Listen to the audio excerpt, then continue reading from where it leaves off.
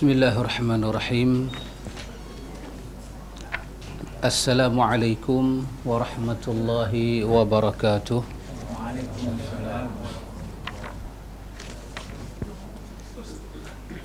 Innal hamdalillah nahmaduhu wa nasta'inuhu wa nastaghfiruh wa na'udzu billahi min shururi anfusina wa min sayyiati a'malina. من يهده الله فلا مضل له ومن يضلل فلا هادي له أشهد أن لا إله إلا الله وحده لا شريك له وأشهد أن محمدا عبده ورسوله اللهم آتي نفسي تقواها وزكيها أنت خير من زكاها أنت وليها ومولاها Amin, amma ba'du. Ikhwatul iman, ikhwatu fiddin, a'azzakumullah wa uhibbukum fillah. Alhamdulillah, alhamdulillah, thumma alhamdulillah. Alhamdulillah ikhwatul iman, Allah Subhanahu wa taala bagi peluang kepada kita lagi sekali untuk duduk dalam majlis ta'lim. Ikhwan, ulama salaf ada kata satu perkataan. Kata para ulama salaf, esok apabila kita sampai di hari akhirat, hari akhirat ni adalah hari mahsyar ni, dia bukan hari di mana bukan hari di mana kita nak tunjuk kita ni siapa, tetapi hari kita nak cari keselamatan. Akhirat ni hari cari selamat. Jadi satu orang tu dia main dengan dia punya khazanah-khazanah harta dunia ni, itu dah tak penting. Sebab Quran kata kepada kita, walaqad ji'tumuna furada kama khalaqnakum awwala marrah wa taraktum ma khawwalnakum wara'a zuhurikum. Kamu akan balik bertemu Allah Ta'ala dalam keadaan sebatang kara, dalam keadaan kamu akan tinggal semua yang kamu ada di belakang kamu. Dalam ayat lain Allah Ta'ala kata, wa ma indakum yanfad wa ma indallahi baq. Apa sahaja yang kamu ada, kamu pegang, kamu genggam, kamu miliki, yanfad, dia akan binasa, dia akan habis. Yang baki, yang kekal, wa ma indallahi baq, yang ada di sisi Allah, yang itulah yang kekal. Apa yang Tuhan catat tentang kita daripada amal salih, tentang fal baqiyatus salihat, apa yang baki itu adalah daripada amal-amal salih. Jadi ikhwan, dalam hadis yang kita duk baca dalam Riyadhus Salihin itu, kita jumpa hadis Nabi kata, innallaha la yanzuru ila suwarikum. Allah tidak melihat kepada surah kamu, rupa kamu, kedudukan kamu, apa yang kamu ada, semua Allah tak tengok. Tapi yang Allah nak tengoknya ialah kepada hati kamu dan amal-amal kamu. Ini sangat adil. Ini sangat adil. Jadi satu orang dia tidak akan dibangkit sebagai satu orang apa yang dia ada atas dunia, dia profesor ke, dia doktor ke, dia orang kenamaan ke, orang tak terkenal, ini semua dah tak penting. Yang pentingnya ialah dia mesti bangkit dalam keadaan selamat. Hak tu yang penting. Hak tu yang penting. Itu yang Allah Ta'ala firmankan tentang yauma la yunfa'un malun wala banun illa man atallaha biqalbin salim. Biqalbin salim. Dulu orang rasa selamat bila ada anak laki-laki, orang rasa aman, tenteram bila ada harta benda. Tiba-tiba Allah kata yauma la yunfa'un malun wala banun. Satu hari itu adalah hari harta dan anak pinak dah tak boleh tolong apa-apa, dah tak boleh bagi manfaat, melainkan istisna dia, melainkan illa man atallaha biqalbin salim. Biqalbin salim, hati yang selamat. Kita terjemah dengan hati yang selamat. Qalbin, hati yang selamat. Wallahu ta'ala alam, apa makna hati yang selamat? Satu, ikhwan, hati yang selamat ini Quran pernah sebut, idh qala lahu rabbuhu aslim qala aslamtu li rabbil alamin. Dikatakan kepada Ibrahim, serahlah diri kamu pada Allah. Ibrahim kata, aku telah pun menyerah diri aku kepada Rabbul Alamin. Ini yang selamat. Ini hati yang selamat. Jadi sebenarnya ikhwan, tujuan kita duk belajar ni, kita baca terjemahan Al-Ibanah ini, tujuan ni kita nak cari selamat. Tak ada apa-apa. Besok bukan Tuhan nak dialog dengan kita apa. Tuhan tak tanya kepada kita, Tuhan panggil kita, fulan, Syiah tu apa? Tuhan tak tanya soalan tu. Tapi Tuhan nak tanya kita, apa akidah kamu tentang aku? Itu Tuhan tanya. Tuhan tak tanya apa akidah orang kepada aku. Oh, kalau tanya yang tu kita selamat. Pasal kita boleh rekod pasal orang. Kalau Tuhan kata pasal apa? Jiran hang tak sembahyang. Oh, saya ingat saya paling selamat sekali. Saya boleh bagi tahu balok liat mengaji penyegan. Mana nak sembahyang? Tapi kalau Tuhan tanya pasal apa hang tak sembahyang? Kancing gigi. Jadi ini hari Allah Ta'ala sebut. Hari ini antum tengok Allah Ta'ala kata illa man atallaha biqalbin salim, orang yang datang dengan hati perut yang selamat. Saja Allah Ta'ala guna bahasa ini biqalbin salim. Antum tengok kita ni bila kita terkejut dan kita takut, dalam badan kita organ mana yang jadi tak tentu hala? Di badan kita bila kita terkejut, kita takut, dalam badan kita yang mana yang akan bagi satu benda yang nampak kata kita tu takut? Jantung. Dia pam berdengung. Kita lari anjing nambat. Apa akan jadi dengan jantung kita? Buah pinggang kita tak tahulah. Buah pinggang macam tu juga kan. Kan mata kita jadi macam mata kartun, pusing perut. Tak. Yang akan bagi kesan dekat kita ni jantung. Tiba-tiba Allah guna bahasa tu. Allah kata pada hari tidak ada yang boleh bagi kamu selamat melainkan biqalbin salim. Kalau kita terjemah Melayu, jantung kamu itu. Bila kita bangkit di hadapan Allah, jantung kita dia pam cepat. Takut. Khusya'an min absarihim. Mereka akan menundukkan pandangan mereka dan jantung dia pam cepat. Takut kepada Allah. Oh, jangan main-main. Saya teringat ketika Syekh Maulud, dia kata apa? Dia duk ajak kan? Dia ajak gambarnya dia tengok dia punya para tulab dia, para tilmiz dia ni, pelajar dia ni, dia nampak macam main-main lah kot. Dia ajak macam tak lekat kot. Dia kata sepatah. Saya ingat sampai hari ni saya ingat. Dan kadang-kadang bila kita ingat balik ayat dia itu kita takut. Bukan takut selalu, kadang-kadang. Kadang-kadang kita rasa takut. Apa dia kata? Dia kata kita masuk semayang. Kita masuk semayang.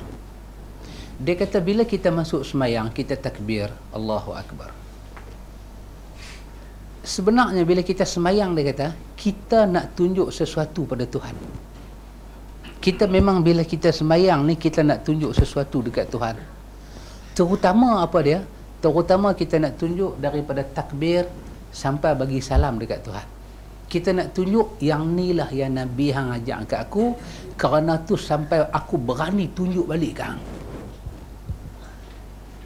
Jadi satu orang bila dia takbir, dia tak belajar.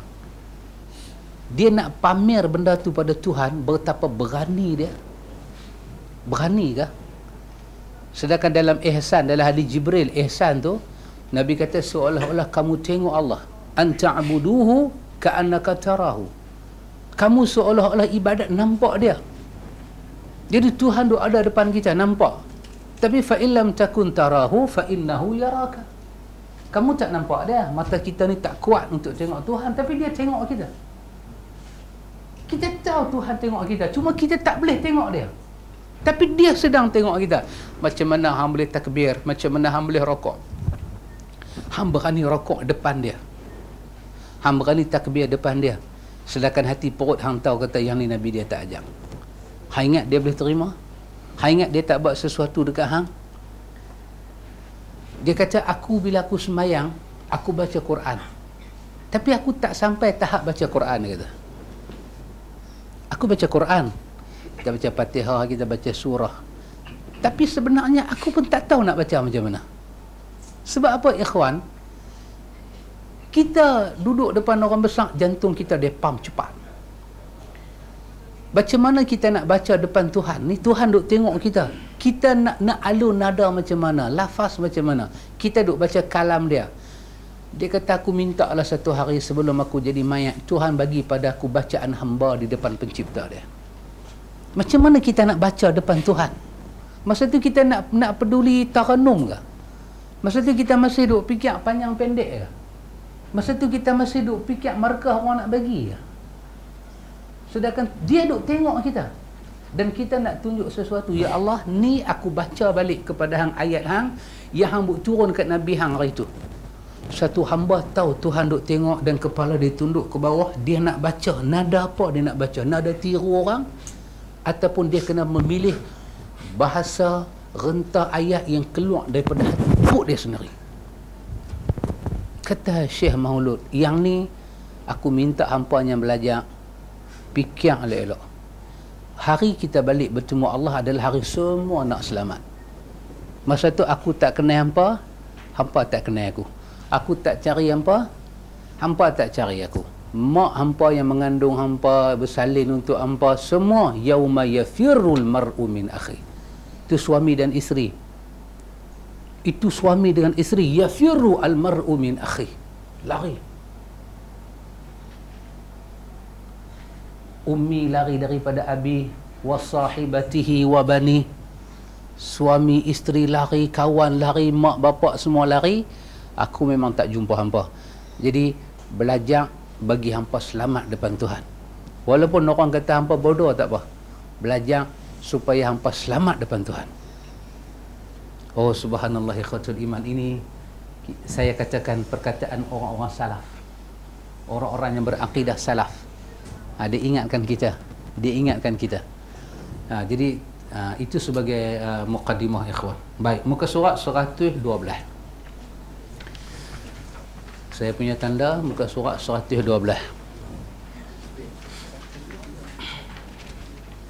Cik Pak Mik? Ha? 102. Oh, silap 102. Oh, nampak macam 12. Masalah berumur ni macam ni lah Pak Mik. Besok Pak Mik main umur saya, Pak Mik tahulah benda ni. Esok semua main umur saya, pakai tahulah. Baik, muka surat 102. 102 masalah.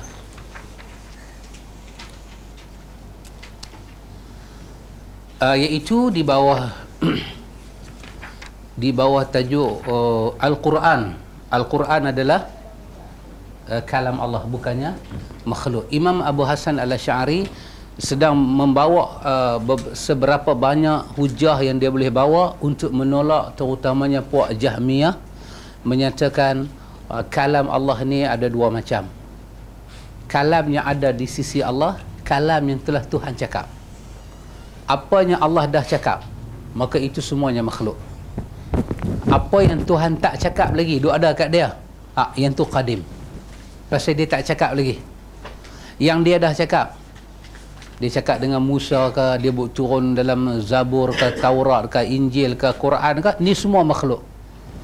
Sebab dapat dilihat, dapat sesuatu benda yang dapat dilihat, dapat dirasa, dapat disentuh, ini adalah sifat makhluk.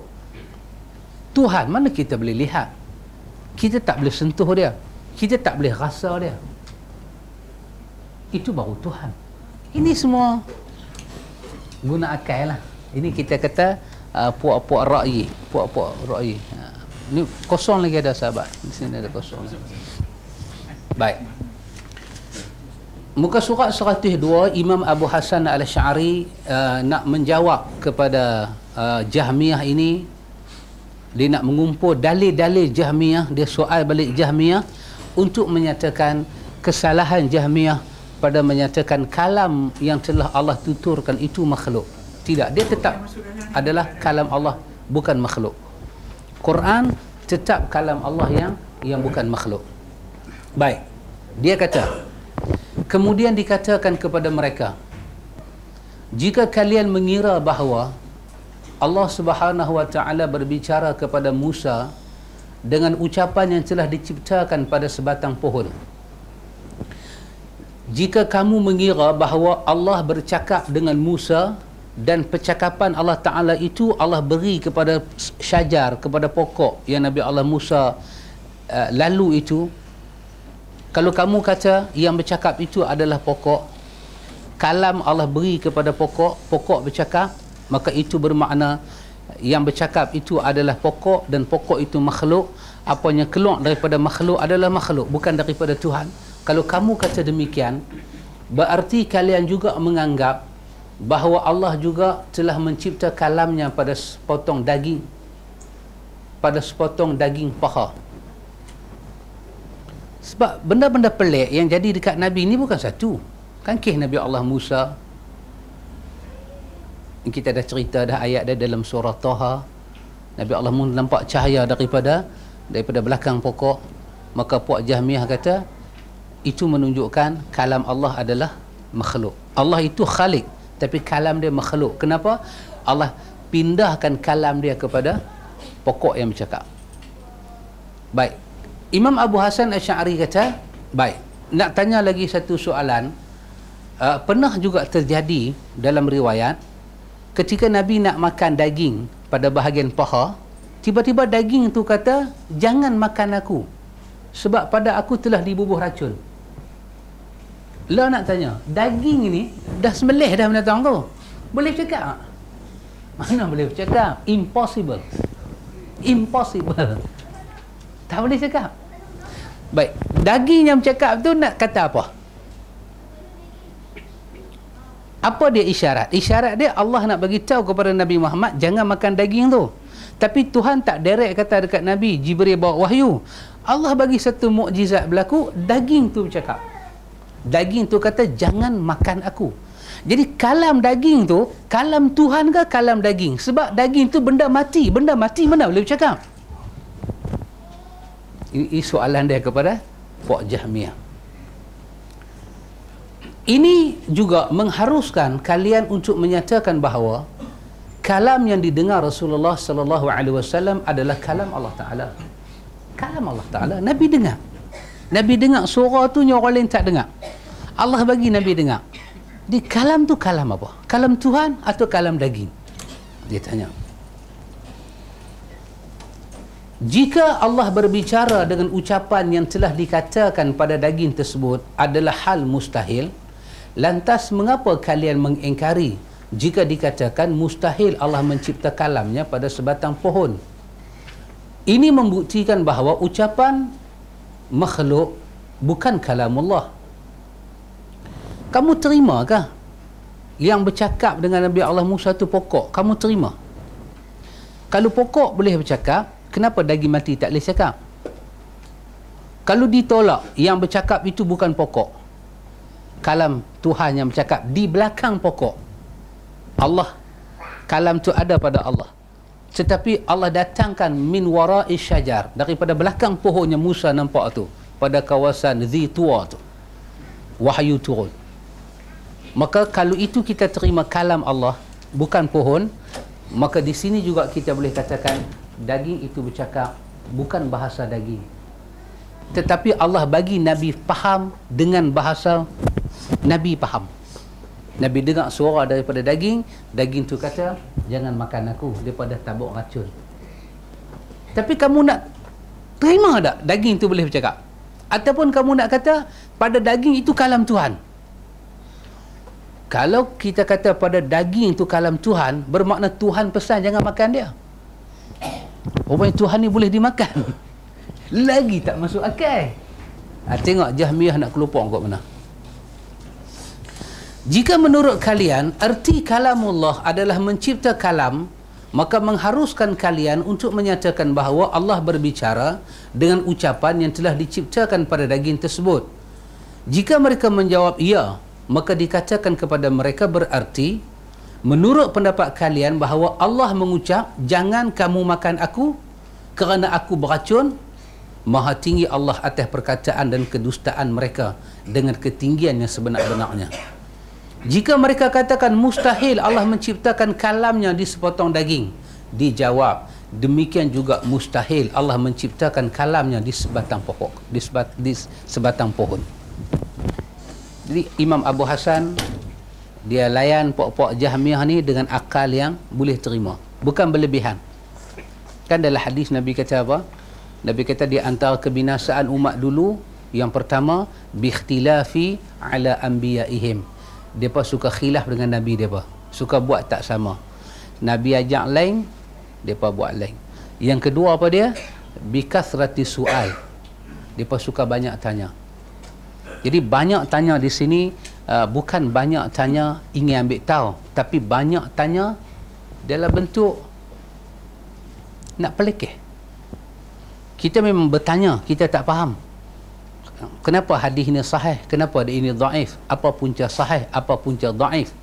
Itu memang kita kena ambil tahu. Itu adalah hakikat ilmu. Tetapi yang dikatakan kasatu soal ini membinasakan ialah dia bukan soalan dia macam tu. Soalan dia macam soalan kalang kabut lah. Kan? Kalau saya masuk kubur nak buat jamak ke mana? Ada soalan tu Hamid tanya. Kalau saya masuk kubur nak buat jamak ke mana? Orang putih kata don't play a fool. Jangan bertindak bodoh. Jangan jadi orang bodoh lah. Orang pi sampai ke bulan tak pernah tanya jamak kasar. Dia tanya, satu hari saya dihantar ke planet Marit ke Pluto ke Jupiter ke, macam mana saya nak puasa? Jangan tanyalah soalan tu. Orang lagu kita dalam Malaysia ni, Dr. Muzaffar hak doktor-doktor lain semua tak pi, tak dapat cuti. Itu nama dia kasratus soal.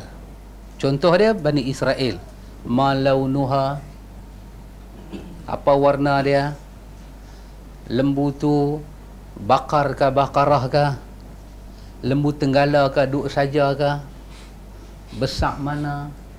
Last kali apa dia? Jadi syubhat dekat kami tak boleh buat. Ini Allah Ta'ala laknat. Imam Abu Hasan Al-Sya'ari dia nak menjauhi itu. Dia nak jauh tu. Tetapi dia mengemukakan soalan apa yang akal manusia boleh tangkap. Dia bukan keluar daripada kawasan ilmu, dia masih dalam ilmu. Dia ambil pasal itu contoh-contoh dia semuanya wujud dalam hadis. Pokok yang bercakap itu ada dalam surah Taha. Daging yang bercakap itu wujud dalam hadis. Ibnu Katsir saja bercambah dalam tafsir Ibnu Katsir tentang hadis ini. Terutama kita baca surah Maidah, kita akan jumpa Ibnu Katsir bawa hadis-hadis yang banyak macam ni. Dia bawa contoh-contoh yang wujud dalam hadis sahih. Yang hadis sahih itu menyatakan kalam adalah sifat Tuhan, tak boleh buang. Tapi kerana puak-puak ni, puak-puak yang merosakkan orang dengan akal, maka Imam Abu Hasan yang duduk zaman dia cuba mengembalikan orang dengan contoh-contoh yang wujud dalam hadis yang macam tu. Baik.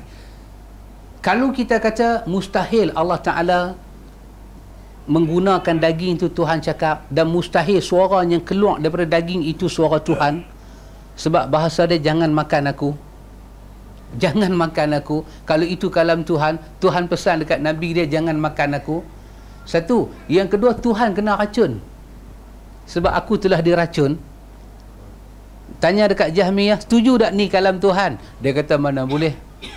Kalau yang ni hang tak setuju kalam Tuhan, bagaimana hang boleh kata pokok itu kalam Tuhan? Imam Abu Hasan mati kan, hujah dia dalam bentuk ra'yi, dalam bentuk dalil-dalil akal yang dibenarkan oleh hukum syarak. Kemudian mereka ditanya tentang serigala yang Allah Ta'ala berikan kemampuan berbicara yang mengkhabarkan tentang kenabian Rasulullah sallallahu alaihi wasallam. Hadis ini riwayat Imam Ahmad. Imam Ahmad simpan dalam Musnad Imam Ahmad. Imam Ahmad kata hadis ini sahih. Kemudian Imam Al-Haythami juga menyatakan sahih. Al-Hakim dalam Mustadrak dia kata sahih, disetujui oleh Imam Az-Zahabi. Imam At-Tirmizi simpan hadis ni di dalam Sunan Tirmizi, tetapi dia kata hasan daripada Abi Sa'id Al-Khudri. Hadis Imam Ahmad daripada Abu Hurairah radhiyallahu an, iaitu cerita satu orang Yahudi, kana rajulun yahudiyan. Rajul ini seorang Yahudi. Apa dia? Ja'a zibun. Satu hari dia tengah gembala dia ini ra'i, pengembala kambing. Ra'i ghanam, dia pengembala kambing. Tiba-tiba ja'a zibun, datang seekor serigala, pelari seekor dia punya kambing. Bila lari, Yahudi ni tak puas hati. Zibun, serigala, pelari, dia tak puas hati. Dia cari sampai dapat serigala ni. Dia khetiak, dia berjaya melepaskan kambing dia dari serigala. Dia berjaya. Kira serigala dia tak mati, kambing dia tak mati, serigala dia tak berjaya makan. Dalam hadis yang saya habaq tadi ni, kata apa dia? Serigala ni merajuk. Dia pinat di atas satu bukit yang rendah, macam melengung. Dia gedikkan ekor dia. Dia kata dekat Yahudi ni, serigala tu kata dekat Yahudi, yang ni bukan marhaban maknya. Yang ni ada dalam hadis Imam Ahmad. Imam Ahmad nilai sebagai sahih. Al-Haythami kata hadis ni sahih, riwayat daripada Abu Hurairah. Manakala Al-Hakim kata sahih, disetujui oleh Samsuddin Az-Zahabi, Imam Zahabi. At-Tirmizi riwayatkan hadis ni, tapi Tirmizi nilai sebagai hasan, tetapi daripada riwayat Abi Sa'id Al-Khudri. Yang saya duk baca ni daripada Abi Hurairah, riwayat Ahmad dalam musnad dia. Serigala ni kata dekat Yahudi ni, Yahudi tu tercengang. Serigala kata, aku memakan rezeki yang Tuhan bagi, hang tarik daripada mulut aku. Aku nak makan rezeki Tuhan. Yahudi tu dengar dia cakap lagu tu. Yahudi tu kata, apa jadi kat aku hari ni? Satu benda pelik dah jadi kat aku. Pasal Yahudi dia tak takut dengan benda pelik. Sebab apa? Hidup dia dah pelik. Banyak benda pelik. Quran cerita tentang mereka ni banyak benda pelik. Tapi dalam hadis ni kata, serigala tu kata dekat dia, lebih pelik daripada tu pun ada. Serigala kata. Apa kata serigala? Di bawah sana diutuskan seorang di tengah-tengah celah-celah pokok kurma. Diutuskan seorang di tengah-tengah kampung yang berbatu-batu. Dia mampu cerita apa yang dah jadi dan apa yang akan jadi pada kamu. Kata Imam Abu Hasan, serigalanya Allah berikan kemampuan berbicara yang mengkhabarkan tentang kenabian Rasulullah. Dia boleh cerita nubuah Nabi. Dia habaq pada Yahudi tu, hang pelik aku cakap, tapi aku lebih pelik kepada hang. Nabi duk ada di bawah, hang masih Yahudi. Yahudi ni dengar, dia lari, dia pergi cerita kat Rasulullah apa yang jadi. Hadis Imam Ahmad kata dia jadi orang Islam. Dia jadi orang Islam. Bila dia cerita dekat Nabi, Nabi kata kepada Yahudi, Nabi kata, lebih pelik daripada itu pun akan jadi. Ini satu daripada tanda kiamat. Nabi kata besok seorang laki-laki akan keluar daripada rumah dia. Dia akan keluar daripada rumah dia dengan dia pakai dua na'lani, dua kasut, dan dia akan bawa sutah. Macam duk pukul orang tu, macam ekor pari lah kita kata, cemeti. Dia akan keluar pergi cari nafkah. Bila dia balik, dua kasut dia dengan cemeti dia bawa akan menceritakan apa yang jadi dalam rumah dia tentang khianatnya keluarga daripada dia. Benda tu akan jadi, Nabi kata, menjelang hari kiamat. Dan ini semua daripada tanda-tanda hari kiamat. Jadi Imam Abu Hasan ambil hadis ni. Tengok, walaupun contoh tu akai, tapi masih dalam bumbung hadis. Dia tak bawa contoh lawak-lawak. Dua ekor itik menetas, yang mana lelaki, yang mana perempuan. Yang tu contoh orang lain. Kayu yang telah di raut elok-elok, yang mana ujung, yang mana pangkal. Abu Hasan tak bawa contoh lagu tu. Dia bawa contoh yang maujud, yang ada dalam hadis. Baik, nak tanya dia kata, dikatakan kepada mereka, jika Allah berbicara dengan ucapan yang dia cipta pada makhluknya, Mengapa kalian mengingkari jika dikatakan bahawa ucapan yang terdengar dari serigala adalah kalam Tuhan?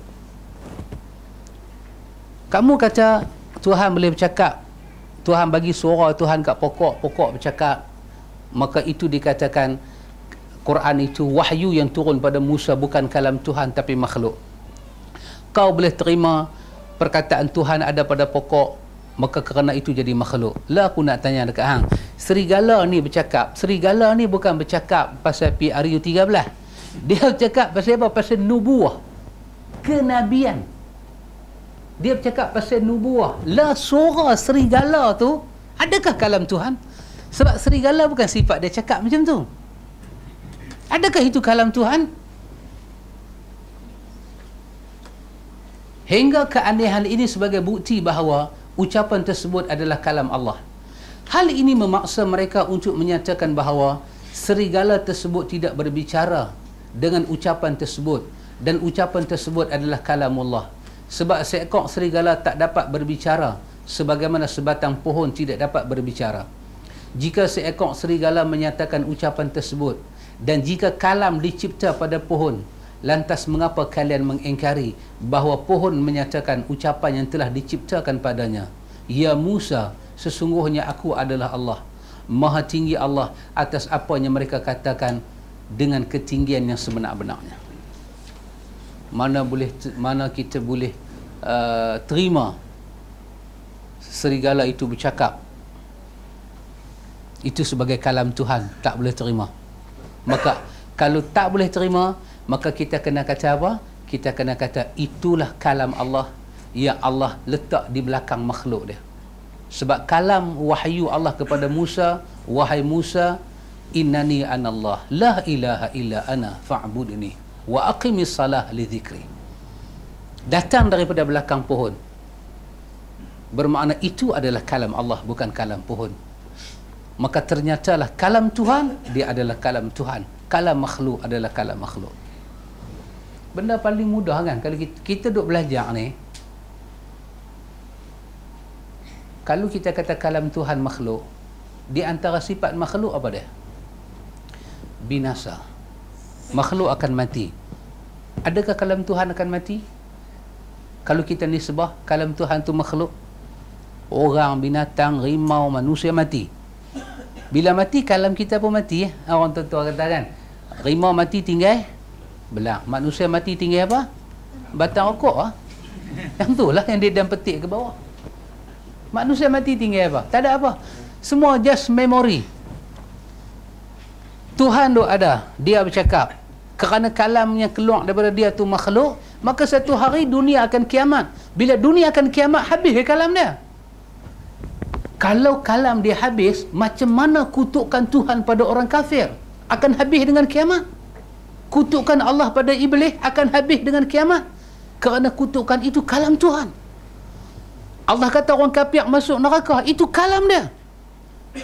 Kalau kita kata makhluk semua akan hancur, termasuklah sumpah serana Tuhan pada iblis dan kepada orang kafir akan hancur, bermakna kutukan mereka tak kekal. Habis mereka nak duduk tak mana esok? Juga pujian Allah, janji Allah pada orang mukmin juga akan binasa. Jadi kita buat ibadat ni, bila berlaku kiamat, binasa semua. Habis janji kita tu nak pergi tuntut tak mana? Ini sangat tak masuk akal. Karena itu kalam Allah bukan makhluk. Kalam Allah adalah kalam Allah. Jahmiyah ini satu mazhab yang sesat dari segi akidah daripada umat Muhammad, tetapi dia sesat. Dia sangat sesat. Baik ikhwatul iman, boleh faham ke pelajaran kita ni? Boleh kan? Pasal kita ni 2 minggu ni jadi sekolah, lepas ni kita buat periksa. Kita nak tengok siapa jadi ketua darjah. Bila ustaz bangkit qiyaman, adalah orang bagi bangun. Baik. Kemudian dikatakan kepada mereka Jahmiyah, jika menurut pendapat kalian kalamullah dicipta pada makhluk, apakah kalian meyakini bahawa setiap ucapan kalian dengar adalah kalam diciptakan pada makhluk dan dikatakan semua itu kalam Allah? Jahmiyah kata Tuhan mampu pinjam kalam dia pada makhluk. Jadi Imam Abu Hasan nak tanya lah, betul kalau gitu? Tuhan cipta kalam dia pada makhluk. Ni kita duk sembang ni apa dia ni? Ni hak kita duk sembang ni semua kalam Tuhan ke? Saya tanya pakcik apa abang? Nak kata apa?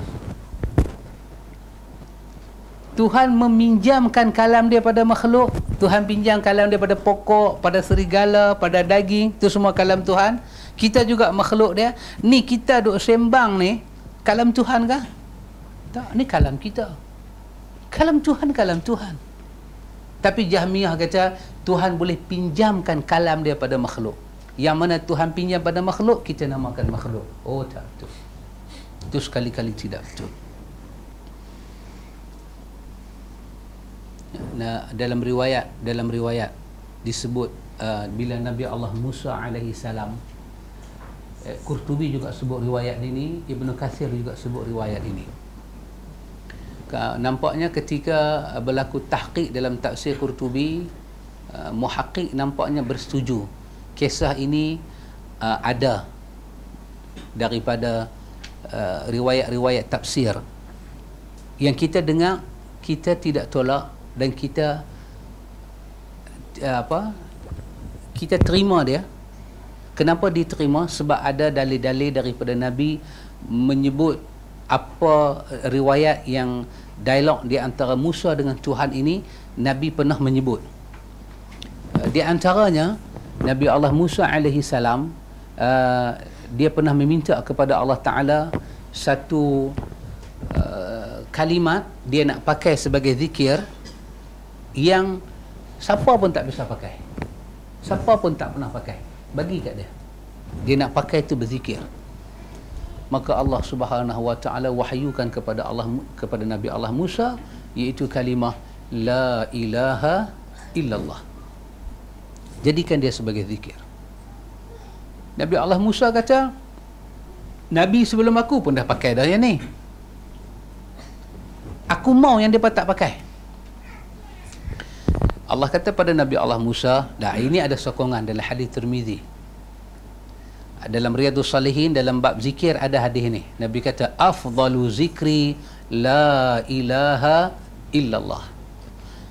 Dan ada dalam hadis Tirmizi dalam bab iman, kitabul iman, Nabi menyatakan bagaimana seorang itu akan tertolong dia di hari akhirat kerana la ilaha illallah yang ada dalam jiwa dia yang tidak rosak, akan diletak pada satu timbangan, dan seluruh amal hidup dia diletak pada satu timbangan, maka la ilaha illallah akan memberi manfaat kepada dia. Allah kata kepada Musa, Musa, kalau hang ambil 7 petala langit dan bumi, hang letak pada satu timbangan, hang ambil la ilaha illallah, hang letak pada satu timbangan, hang akan dapati la ilaha illallah lebih berat di sisi Allah daripada 7 petala langit. Daripada 7 petala langit. Subhanallah. Jadi ini ikhwatul iman, kalimah yang benar, kalimah la ilaha illallah. Jadi kalimah ni, kalimah menyatakan tidak ada Tuhan yang disembah dengan sebenar-benar ibadat yang benar melainkan Allah. Kerana itu, apa masalah Jahmiyah ni? Jahmiyah ni dia cuba masuk campur benda yang tak patut dia masuk campur. Dia masuk campur benda yang tak patut dia masuk campur. Dia mula masuk campur. Dia mula bagi pandangan. Dia mula bagi kritikan. Dia nak kritik apa? Dia nak kritik pasal Tuhan. Ini bukan bidang kuasa kita. Lebih baik apa yang Tuhan kata kita terima. Yang Nabi kata kalam Allah, kita kata dia kalam Allah. Kita tidak ada ilmu dan kita tak tahu apa-apa pasal, kita tak tahu apa-apa pasal Tuhan. Jika mereka katakan sebatang pohon tidak dapat berbicara kerana yang dapat berbicara adalah benda hidup, dikatakan kepada mereka demikian juga tidak mungkin kalam dicipta pada pohon tersebut, kerana kalam hanya diciptakan pada benda hidup. Jika kalam mungkin dicipta pada benda mati, mengapa tidak mungkin perkataan tersebut diucap oleh benda mati? Ini di antara Imam Abu Hasan tanya kepada Jahmiyah, kamu setujukah apa yang kita cakap ini semua kalam Tuhan? Dia tak setuju pula. Kata Imam Abu Hasan, bagaimana kamu boleh setuju pokok yang mati boleh bercakap? Sebab sifat cakap ni sifat yang hidup. Macam mana hang boleh bersetuju benda yang mati boleh bercakap? Maka ini lebih menunjukkan yang bercakap itu bukan pokok, tapi Tuhan bercakap dengan Musa. Tuhan bercakap dengan Musa dengan cara Tuhan lah. Dikatakan kepada mereka, maka mengapa kalian tidak menyatakan bahawa perkataan tidak diucap oleh benda mati, padahal Allah berfirman tentang langit dan bumi, qalata ataina ta'i'in. Keduanya menjawab, kami datang dengan suka hati. Allah berfirman kepada langit dan bumi, qalata ataina ta'i'in, kami datang kepada Tuhan dengan suka hati. Subhanallah. Dalam hadis Nabi kata apa? Esok di mahsyar akan diheret neraka tu oleh 70,000 malaikat. Akan diheret keluar. Malaikat heret neraka keluar. Maka ada 70,000 malaikat itu, tiap satu orang tu dia pegang satu, macam kita kata tali lah. Maka Nabi kata setiap tali itu pula ada 70,000 malaikat. Kesemuanya datang kepada Allah dengan menyatakan, kami datang dengan suka ya Allah. Kami datang kerana hang suruh datang. Kami datang kepada hang ya Allah.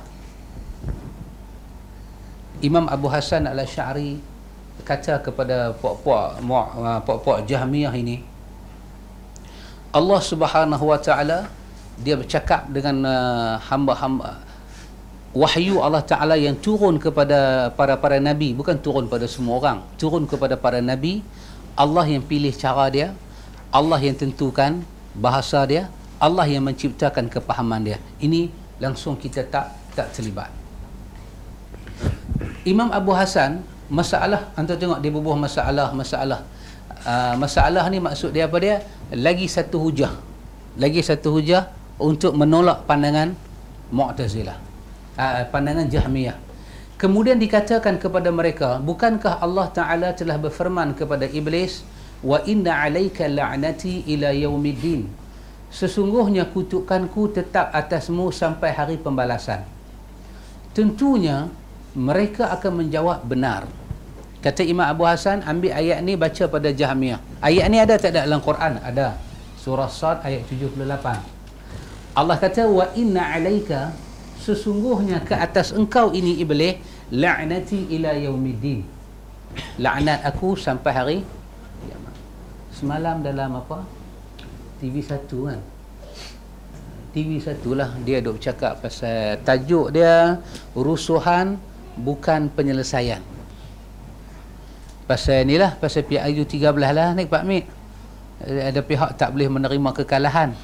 Mana punya Syed Halban, dia panggil sekong duduk tong situ, duduk cakap. Perempuan ni duduk cakap, tanya soalan, Syed ni pun duduk cakap lah. Lepas tu kenapa wujud orang tak boleh menerima kekalahan, protes dengan cara rusuhan ni semua ni. Lepas tu dia tunjuklah Mesir, dia tunjuk Syria, gaduh-gaduh ni semua. Lepas tu dia tunjuklah Malaysia kan. Itu keamanan dah duk ada. Kalau kita duk buat rusuhan, tengok Mesir aman dah kah? Orang kata Saddam zalim, Saddam dah mati, awak Iraq jadi aman kah dengan Saddam mati? Syria nak cungkit Asad Basit Asad ke Asad Basit ke nama dia? Awak dengan dia tak ada, aman ke Syria? Di semua kabel lain lah. Tak apalah, itu hal dia lah. Lepas tu dia baca, dia kata perangai tak puas hati ni duk ada sejak zaman awal-awal Adam buat. Masa tu yang tak puas hati dekat Adam nak buat ni bukan calang orang, iaitu ketua bagi segala malaikat, Iblis. Yang tak puas hati dekat Adam ni ketua segala malaikat. Dia tak puas hati pasal dia dicipta daripada nur. Dia tak kata nar, dia kata nur. Pasal malaikat daripada nur. Jadi Iblis ni dicipta daripada nur. Jadi Iblis mula tak puas hati. Jadi siapa-siapa yang tak puas hati ni semua penyakit ni lah dia kata. Saya bukan nak abang apalah, cuma saya nak abang Tidak ada riwayat yang benar menyatakan malaikat itu ketua dari iblis. Itu saja. Itu saya kata Syekh ni Syekh Halban.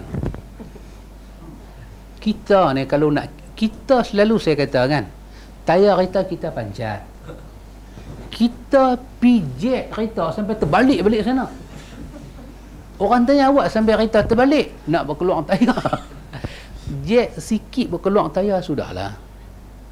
Jack sampai agama rosak, Jack sampai nak tunjuk kita cerdik, sampai tak tanya dah ke orang, ini salah, ini salah, ini tak betul, ini tak betul. Masing-masing orang ada dia punya tanggapan. Bukan kata PRU13. Kalau kita macam ni, kita pegang satu orang, kita kata sahabat, ni malam ni ada ustaz sekian, abang lah malam ni mamak tu mai. Kan? Sahabat, jom pergi kuliah mamak tu. Dia ada dia punya persepsi. Saya tak pergi kuliah dia kot. Tak mau pergi kuliah dia pasal apa?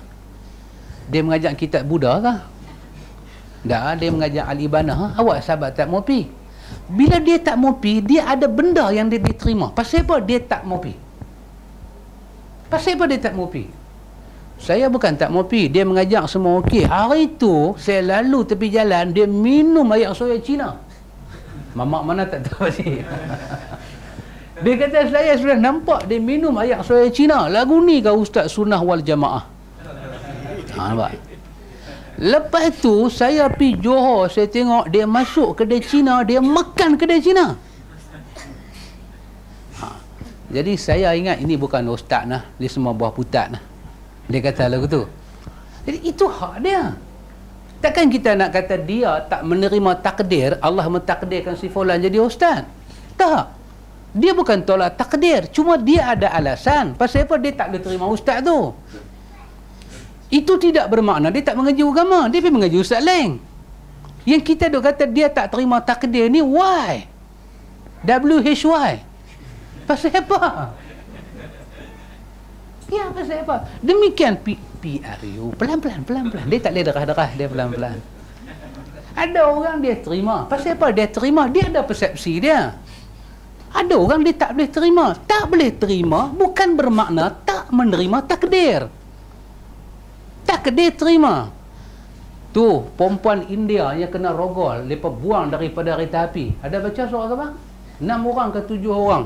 Ni paria hak mabuk ni semua. 5 orang. Tu tak yang 7 sangat. Ni dekat kita ni Datuk Susilawati. Datuk Susilawati. Depa pergi kerja masuk dalam air, depa pergi bakar, depa pergi buang semua dalam sungai. Anak dia ambil lawyer lawan pergi mahkamah. Ni daripada lawyer kena tangkap sampai semua muka ni macam Hindrah punya muka semua keluar mai. Baik, kita pergi kata dekat anak Datuk Susilawati, awak tak boleh terima takdir Tuhan ni. Pasal apa ni? Terimalah takdir Tuhan. Dia terima dak mak dia mati? Dia terima. Habis kalau hang terima mak hang mati, pasal apa hang bawa kes ni pergi mahkamah? Pasal saya terima takdir lah tu. Saya nak tahu mak saya mati macam mana. Salah ke? Ni, hak doktor hospital ni semua ni, bila mati postmortem. Postmortem. Kita panggil doktor, mesej doktor. Dia kata pasal apa? Pasal apa you nak postmortem? Kita nak tahu sebab kematian. Doktor, orang tu dah mati. Terimalah hukum Tuhan. Dah, memang terima, tapi nak tahu dia mati pasal apa? Dia mati pasal jantung ke? Dia mati pasal sokok terlebih ke? Dia mati pasal apa? Bila kita tahu pasal apa, kita ada kita punya diary kita. Simptom tu. Apa beza jantung dengan kena santau, mati? Muka hitam serupa tu juga. Tunggu matilah, kalau tak mati ni hitam memang tak ada apa-apa. Kan? Nak tahu? Orang tu kena santau, habis ni, hitam.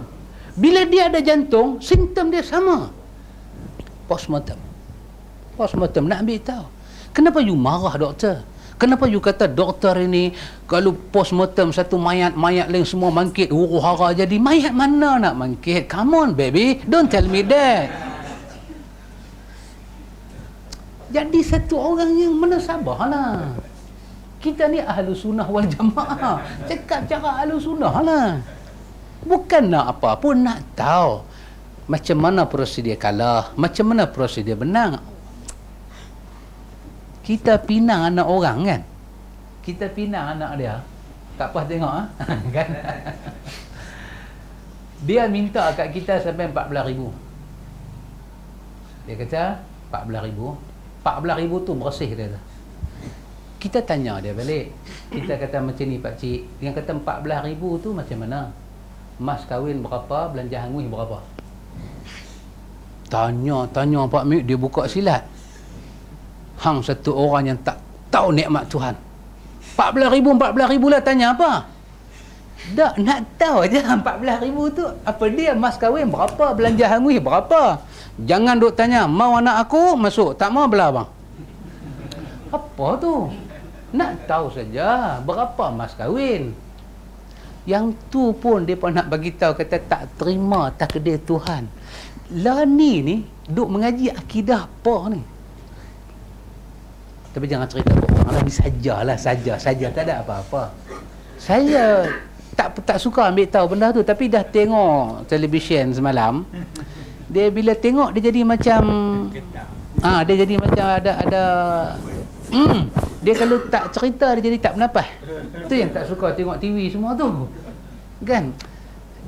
Ada orang jadi mufti besar-besar semua ni, dia bagi nasihat terima takdir Tuhan. Tapi dia kata terima takdir Tuhan tu, takdir Mu'tazilah ke, takdir Syiah ke, takdir Ahlussunnah. Nak tahu takdir tu, takdir apa? Kawan tu masuk hospital, bini dia mati dengan anak. Dia tanya sepatah je kat Dr. Bersalin. Dia kata macam mana bini saya boleh mati? Doktor kata hang ni boleh kufur. Hang boleh keluar daripada Ahlussunnah wal Jamaah. Hidup mati semua tangan ilahi. Dia tu dengar kentut pokok, tak tanya apa dah. Takut terkeluar Ahlussunnah. Ni mana punya Ahlussunnah ni? Ni Ahlussunnah mana ni? Tengok ikhwan, sorry to say my brother Muslim, simple issue dia election. Tetapi kerana kita nak mempertahankan kebatilan, kita gadai akidah. Kita main takdir Tuhan. Kita kata kena beriman dengan takdir. Kena beriman dengan takdir. Pasal itu kalau konsep ini kita pakai, maka kita kena bagi tahu satu benda lagi, apa dia? Semua pencegah maksiat tak boleh tangkap hak duk buat maksiat ni. Polis tak boleh tangkap pencuri. Hak duduk lorong garu tu semua tu, kita tak boleh duk kata apa-apa. Tidak ada undang-undang, tak ada apa-apa dah. Pasal apa? Kita pi jumpa depa, kita pi tangkap depa tengah khaluan, depa boleh tanya pada kita, Ustaz mai tangkap saya? Ya. Ustaz beriman dengan takdir? Beriman. Yang menentukan saya duduk lorong garu siapa? Dia tanya soalan tu, kita pula garu pula. Siapa yang buat saya jadi GRO? Ustaz, saya tak mengaji akidah. Ustaz mengaji akidah, jaga. Ustaz kalau terkelong Ahlussunnah, saya tak tahu. Kalau macam ni mainan takdir, sorry to say my brother Muslim, kita betul-betul satu komuniti masyarakat Malaysia ni sememangnya tak kena akidah. Kalau yang ni jadi isu dalam perkara ni, saya bukan sokong siapa-siapa, tak. I to be myself, jadi diri sendiri.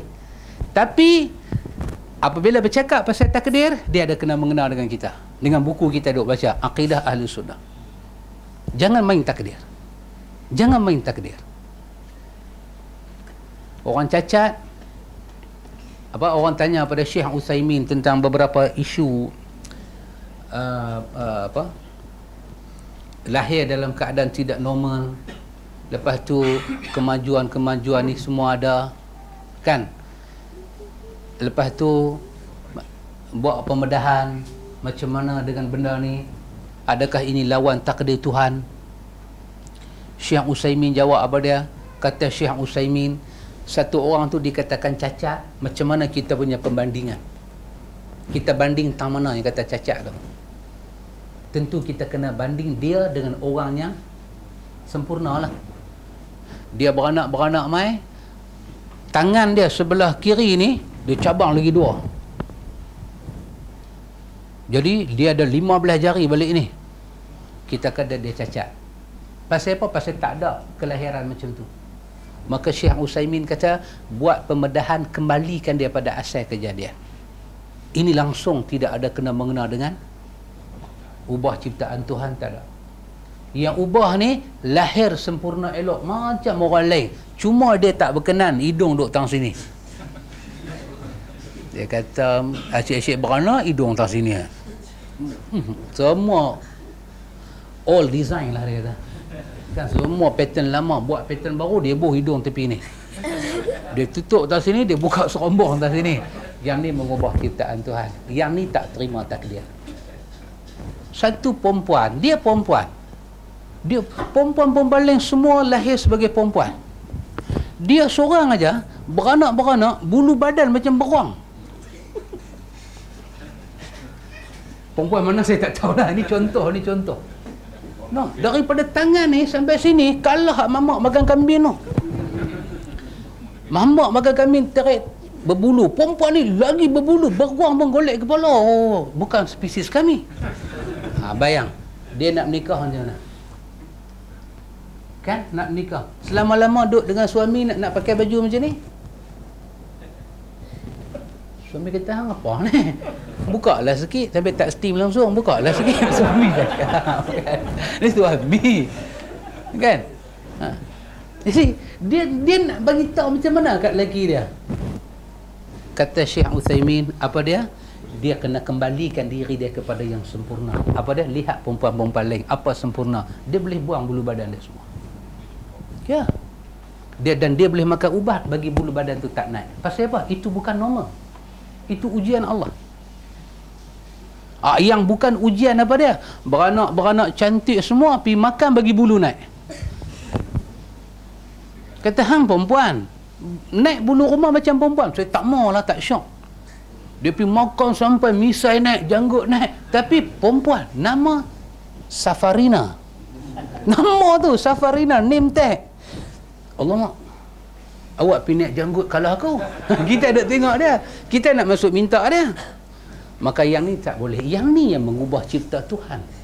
Yang ni yang mengubah. Tidak ada apa-apa, ikhwan. Jangan main dengan isu macam ni. Isu akidah dah jadi isu politik. Lepas tu ambil pertahan benda buruk. Lepas tu bagi tahu ahlu sunnah wal jamaah. Tak boleh. Kenapa ikhwan kita main mengaji di sini? Prinsip kita ahlu sunnah. Maka saya cerita dasar ahlu sunnah. Dasar ahlu sunnah. Akidah dia akidah yang sangat ideal. Wa kadzalika ja'alnakum ummatan wasata. Akidah dia sangat wasata. Adil, ideal. Apa kata Muhammad Amin Syanqiti dalam tafsir Adwaul Bayan? Wasata bermakna umat pilihan.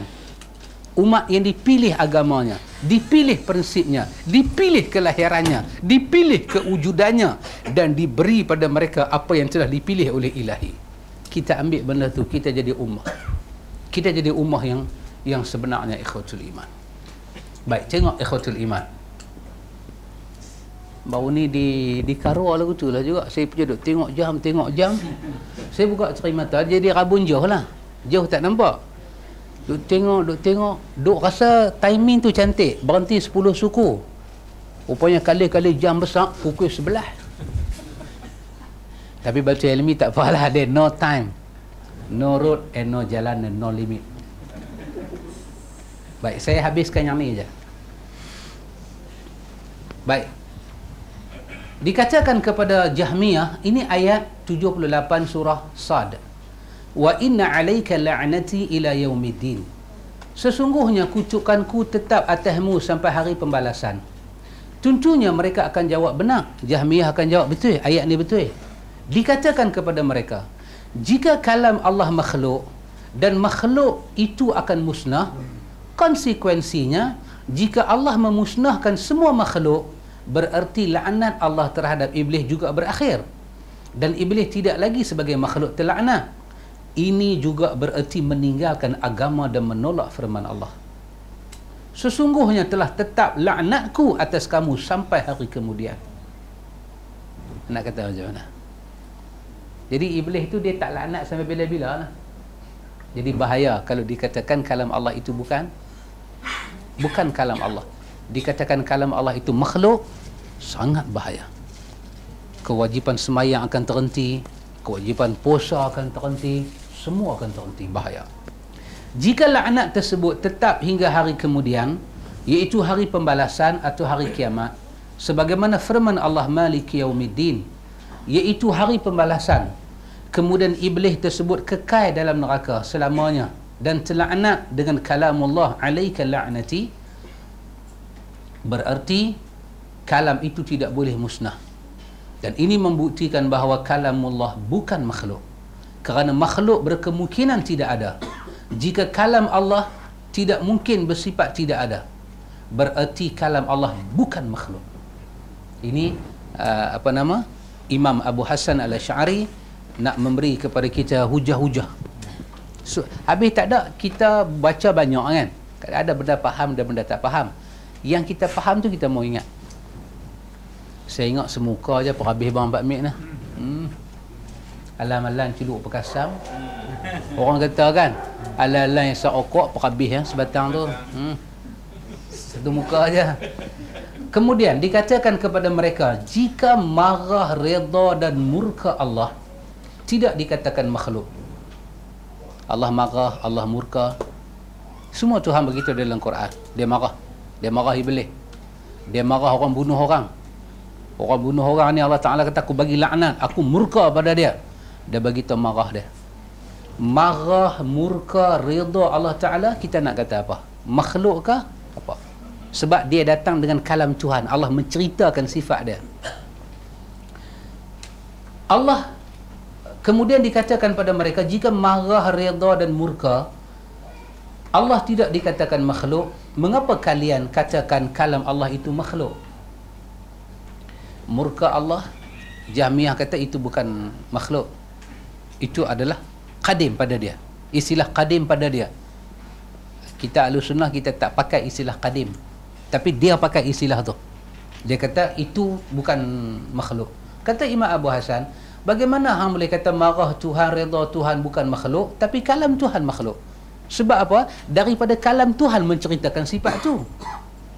Macam mana hang boleh kata kalam dia makhluk, sifat itu bukan makhluk? Barang siapa menganggap kalam Allah makhluk, maka dia juga harus menyatakan bahawa marah dan murka Allah terhadap orang kafir akan sirna. Sirna ni tak silap saya pudar. Dia akan jadi sirna, pudar. Ridhanya terhadap para malaikat dan nabi juga akan pudar. Sehingga tiada lagi keredaan terhadap para walinya dan kemurkaan terhadap musuhnya. Perkataan ini sudah keluar daripada Islam. Itu Imam Abu Hasan punya jawapan. Itulah kita katakan tadi, ikhwatul iman, kita belajar tentang akidah yang najihah, yang selamat. Imam An-Nasafi dalam kitab dia Aqidah Nasafiyah, dia kata apa? Dia kata tariqatus salaf a'lam wa aslam wa tariqatul khalaf ahkam. Dia kata siapa yang pakai jalan salaf, bermakna dia pakai jalan berilmu dan jalan yang selamat. Siapa pakai jalan khalaf, maka dia telah memakai jalan yang bijak, tapi belum tentu dia selamat. Sebab berdiri di depan Allah nak selamat, bukan nak bagi tahu saya ni orang bijak, nak selamat, maka pakailah jalan salaf. Salaf kata kalam Allah bukan makhluk. Dikatakan, cuba kalian terangkan kepada firman Allah, innama qauluna li syai'in iza aradnahu an naqula lahu kun fayakun. Sesungguhnya perkataan kami terhadap sesuatu apabila kami menghendaki, kami hanya menyatakan padanya kun, jadilah, maka jadilah dia. Ayat ini macam mana? Ayat Nahli 40. Allah kata kalau kami nak sesuatu, iza aradnahu, kami nak sesuatu, an naqula lahu, kami kata pada benda yang kami nak dengan ilmu kami, kemampuan kami, kudrat kami, kami kata kun. Yang kami nak tu kami kata kun, jadi, maka dia akan jadi. Apakah kalian mengira bahawa ucapannya terhadap sesuatu adalah makhluk sebagaimana yang dikehendaki Allah? Bila Allah kata dia nak sesuatu, dia kata jadi, apakah pandangan kamu tentang apa yang Tuhan nak dan Tuhan kata kun? Adakah itu juga makhluk? Mereka menjawab tidak. Katakan kepada mereka, mengapa kalian mengingkari bahawa kalam Allah yang mana datang adalah Al-Quran bukan makhluk? Sebagaimana pengakuan kalian bahawa ucapan kun adalah bukan makhluk. Macam mana hang boleh terjemah benda ni? Dia tanya, Imam Abu Hasan tanya, macam mana hang boleh terjemah? Allah kata bila dia nak jadi sesuatu, itu saya katakan tadi, Jahmiyah kata apa? Apa yang ada dekat Tuhan yang belum Tuhan cakap lagi ke orang, pada dia yang tu kadim lah, bahasa dia lah kadim. Apa yang Tuhan dah cakap, Tuhan dah berfirman, pada dia yang tu adalah makhluk. Imam Abu Hasan tanya, hampa pisah dua benda ni macam mana? Macam mana hampa buat dua benda ni? Allah ni iza aradnahu, bila dia nak sesuatu, apa yang iradah dia nak ada pada ilmu dia, ada pada kekuasaan dia. Dia tahu nak buat benda tu macam mana. Masa tu dia kata kun. Masa dia kata kun, bukan ada apa-apa pun, bukan ada makhluk apa-apa pun, keluar dah kalimah kun. Bila keluar kalimah kun, jadi benda tu. Ini Ahlussunnah lah Pak Amir. Kalau Syiah dengan tarikat, dia tak kata kun, dia kata jadi semua ni daripada apa? Nur Muhammad. Nur Muhammad. Nur Muhammad. Cuma saya tak tahu rokok tu daripada Nur Muhammad ke Nur apa, tak tahu lagi. Tapi pokok padi, bunga ros, Abu Bakar, Umar, Osman, nak jadi raja, nak jadi apa, semua daripada Nur Muhammad. Nur Muhammad ni pun ada dua jenis, satu nur hakiki, satu nur idhafi. Ini macam tu punya perbahasan. Kita Ahlussunnah tak ada nur, tak ada pakai Nur Muhammad ke Nur siapa, kita tak pakai. Innama qauluna li syai'in, kami ni kata Allah, kalau kami nak jadi sesuatu, kami kata kun, jadi. Kami kata kun, jadi langit. Kami nak langit, kami nak langit jadi, kami kata kun. Yang kami kata dengan kami nak, dia jadi seirah, dia tak jadi kontradik. Kata Imam Abu Hasan, yang macam ni hampa nak kata apa? Kata dia apa? Yang ni bukan makhluk. Jika kalian kata bahawa ucapan Allah terhadap sesuatu dengan kun adalah makhluk, dikatakan kepada mereka, jika kalian kata bahawa kata tersebut makhluk sementara Allah telah berfirman, sesungguhnya perkataan kami terhadap sesuatu, apabila kami menghendakinya, kami hanya menyatakan kepadanya kun, jadi, maka jadilah dia. Memaksa kalian untuk menyatakan bahawa ucapan Allah terhadap sesuatu dengan kata kun sebelumnya juga sudah dikatakan kepada kata tersebut dengan kata kun. Kata Imam Abu Hasan, Allah ni masa dia nak turun wahyu kepada mana-mana nabi dia pun macam tu juga. Innama qauluna li syai'in iza aradnahu, kami nak turunkan wahyu, itu yang kami nak, kami kata kun, kami kata jadilah wahyu yang kami nak turun, maka wahyu tu turun. Wahyu tu turun.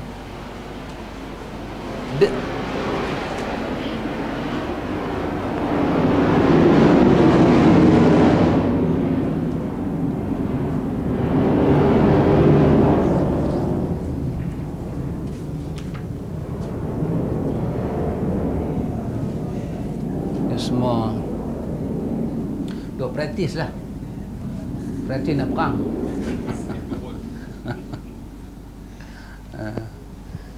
Orang Arab dulu lah, orang Arab dulu kan, Juha kan, kita cerita pasal Juha. Juha ni dia tak ada benda nak buat, dia suka macam kacau orang lah, kacau orang. Tapi last sekali dia kacau orang tu, kacau diri dia balik. Dia buat macam mana? Dia sembelih kambing. Dia sembelih kambing. Kata, dah sembelih kambing dia. Dia sembelih kambing pula, kambing yang paling berpenyakit. Dia tak mau makan. Dia nak bagi orang makan. Dia duduk fikir, dosa pula lah. Dia pergi belakang rumah dia jauh sikit, dia korek, dia tanam kambing tu. Dia tanam kambing, dia buat macam kubur orang. Naik batas jengkai, bubur batu nisan. Lepas tu dia pilih nama. Kan orang Arab kan, kambing dia belah apa pun dia bubuh nama. Macam kita kan belah kucing panggil comel. Nama kucing Sarina. Kita ingat bini dia, kawan tu keluar dengan loceng semua bulu gebu. Nama kucing Sarina. Jadi bila Sarina ni mati, menangis sampai seminggu. Laki tak balik rumah seminggu, tak menangis. Kucing mati, menangis seminggu. Sarina. Beli kucing 1,300. Kita tengok kucing pun kita terkejut. Kucing ke rimau ke? Besar. Johar pun buat lagu tu. Kucing dia panggil nama Syekh. Dia pergi tulis atas batu nisan. Mungkin dia kata raja'a ila rahmati rabbih ismuhu Syekh. Lagu kepala otak dia lah. Ini telah kembali ke rahmat Tuhan dia. Dia kata memang binatang ni kembali ke rahmat Tuhan. Pasal dia pun malaikat tak main tanya. Baca di pasir. Nama dia Syekh. Dia tahu dia sembelih kambing yang paling masalah, dia tanam di situ. Kira dia rindu, dia pergi tengok. Dia tengok pula ke bawah sana, dia pergi campur dengan orang. Dia tengok ada orang ni lah, sedih lah, putus cinta lah, apalah, mungkin kematian juga. Johar kata apa? Dia kata aku sejak aku duk pi ziarah kubur Syekh tu, rindu aku pun lega. Dia kata, cuba hang pun rindu kan, cuba hang pi ziarah kubur Syekh. Dia ni tak tahu kata Syekh tu kambing. Dia ni punya duk ingat kubur Syekh betul. Maknanya keramat wali songo. Jadi dia ni pi tengok kubur dengan batu nisan, dengan raja'a ila rahmati rabbih, nama dia Syekh. Ulun doa, ya Allah ampunlah dosa Syekh ni, ya Allah dengan berkat Syekh ni hang cabutlah rasa rindu aku. Allah ni yamhullahu ma yasha. Hamba dia minta hilang sedih, Tuhan cabut sedih tu. Pi lagi Johar kata, pi lagi aku bila teringat kat Syekh, aku pergi jumpa Syekh, lega rindu aku. Bawa dia pi dengan muka sedih, balik muka happy. Kawan kata happy nampak? Dia kata lepas ziarah kubur Syekh. Syekh mana? Dia tu pun habaq Syekh ni. Tak tahulah, aku pun dulu lagu tu lah, sejak kalah PRU sedih aku pergi ke kubur Syekh tu, aku rasa pun lega sikit apa kan. Naik. Jadi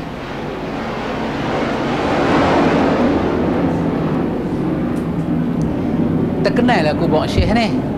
Kubur Syekh ni terkenal. Satu hari Johar ni dia tengok orang pelan ramai pergi kat kubur Syekh ni. Pelan ramai. Dia pula hari tu kita kata macam ada, tak tahulah projek dia ke, ada benda lah dia nak jumpa pembesar. Dia tanya dia hampa pergi mana? Dia pun kata hari tu ni lah duk minta kat Tuhan supaya bagilah rezeki sikit. Sejak pergi kubur Syekh tu balik, Tuhan pun bagi yang macam-macam. Tu yang pergi letak pisang tu. Dia pun ada masalah. Dia macam orang kata apa, lost memory tu tak? Bila dia tengok orang banyak pergi kubur Syekh, dia kata kat diri dia, kata jom aku pergi try doa kat kubur Syekh ni, mana nak tahu aku pun dapat. Sedangkan dia tahu Syekh dia tu kambing bukan orang. Tapi last kali dia kena tipu dengan apa yang dia buat. Dia yang makan diri dia. Satu masa dulu Johar juga, dia ada satu buku, lebih kurang sangat 11 jilid kot, cerita pasal Johar ni aja.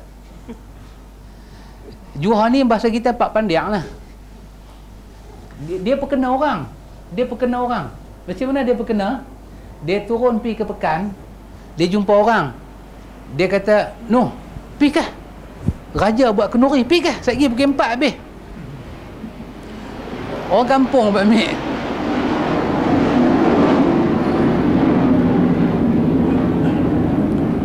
Orang kampung dengar kejam ni. SMS kata abang semua orang kampung semua pergi pakat berduyun. Semua pergi pakat berduyun nak pergi rumah istana. Dengarnya ada kata kenduri sebelum pukul 4 habis. Jadi bila dia duduk turun, rumah dia canggah jalan, dia duduk turun, dia tanya dia pergi mana ramai-ramai ni. Dia kata pergi kenduri di istana pukul 4 habis. Apa Juha kata? Jom aku pergi, mana nak tahu dia buat kenduri sungguh sebelum pukul 4 aku dapat makan. Orang Arab panggil Juha. Dia buat cerita, lepas tu cerita tu dia tak boleh keluar daripada game yang dia buat. Betul tak? Ada apa saya nak abang tu? Saya pun tak tahu apa saya nak abang. Terlupa habis dah. Nak abang apa pun terlupa habis dah. Kapal terbang duduk atas kepala tu. Konsentrate dia lari habis dah. Yang nak punca cerita tu nak abang apa pun terlupa dah. Tak apalah, dengar bila.